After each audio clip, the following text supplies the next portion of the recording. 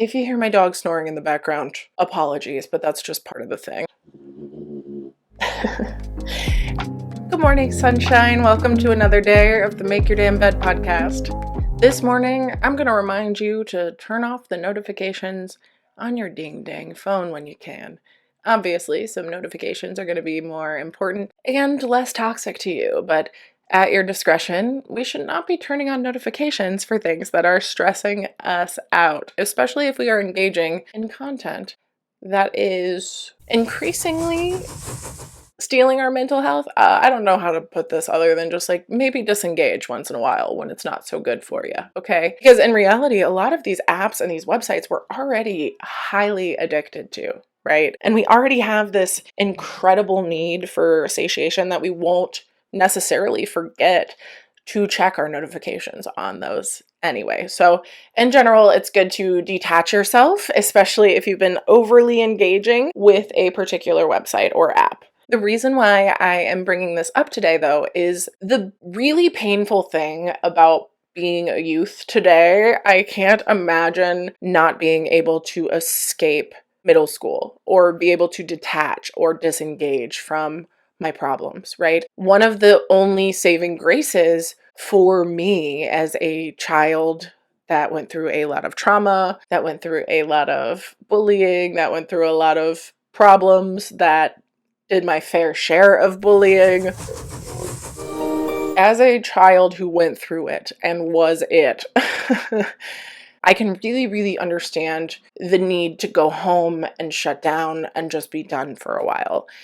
And the fact that social media has been so toxic to kids these days, especially, but to so many of us grown folk, like I'm in my 30s and it has been toxic to me at certain stages in my life if I'm not careful with who I'm following and how I'm engaging with my social media and how often I'm consuming it and when in the day I'm consuming it. But I feel so bad for kids because if there is some gossip going on in school or something terrible, whereas when I was young, if something terrible happened and I was the butt of the joke, that shit was horrible. And the next day was rough to go back into school. There were times I wanted to move. I would pack my bags regularly. I threatened to haul ass away from my life quite a few times when I was younger. And that was, just normal life stuff. And I was able to go home and then have to return to it. And that fear of returning was awful. Don't get me wrong.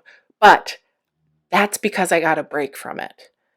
And I think if something chaotic goes on at school, you're going to want to check in on it. And if it's involving you, you're definitely going to be interested in what people are saying. And I can only imagine that impulse and that feeling that you would probably extra feel in middle school or high school or elementary school even, some of these kids have. And I think when kids are young, they don't understand the power of words.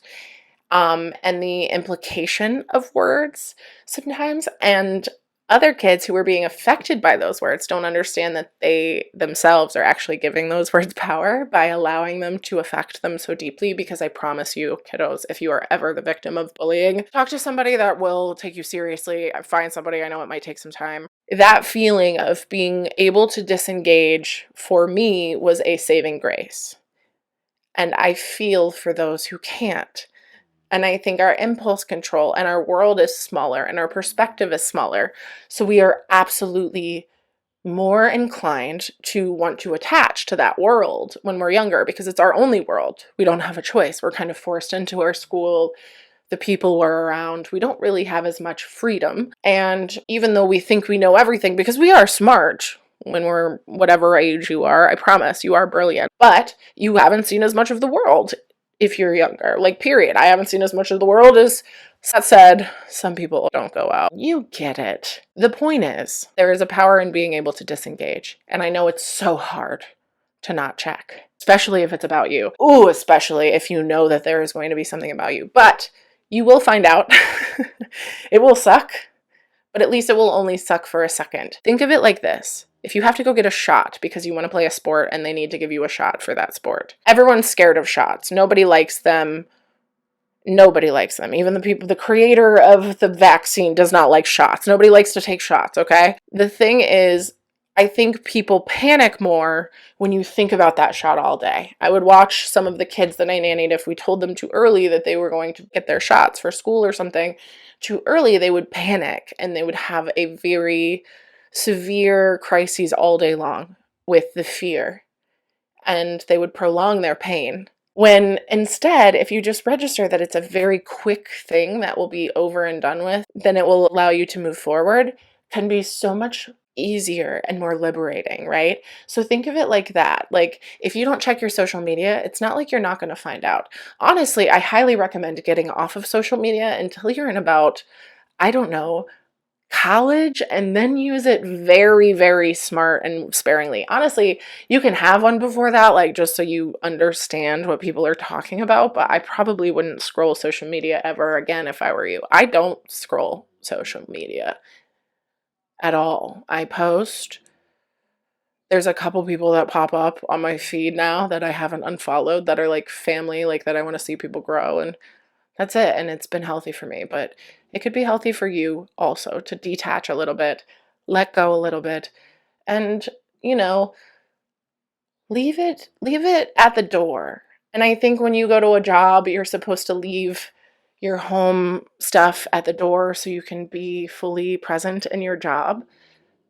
And I also think there's a power in doing that when you go home, you know? Leave your work at work. Leave your play at the playtime, and leave your stress behind forever. Stop stressing. Worry about making the next best choice for you, but stay as present as you can in whatever you're doing. So if you are on your way home, go home. If you're eating dinner, be fully present and eat your dinner. You don't have to listen to the haters. Cheers. Hi, I am interjecting because I realized my camera cut out, and this is me interjecting to finish up what I didn't earlier. And even Beyonce's got haters, okay? But she's also got a ton of help and resources and people around her. And I guarantee you she's not afraid to ask for help. So if you need help, ask for it. But also, if we're still going with this Beyonce analogy, she's not on all the time, you know? She's not completely Beyonce'd up all the time. There's got to be some downtime. Even robots take naps. You need one too. Detach a little bit, let go a little bit, and tune in tomorrow to the next episode of the Make Your Damn Bed podcast. I love you very much, and I'll talk to you tomorrow, friends.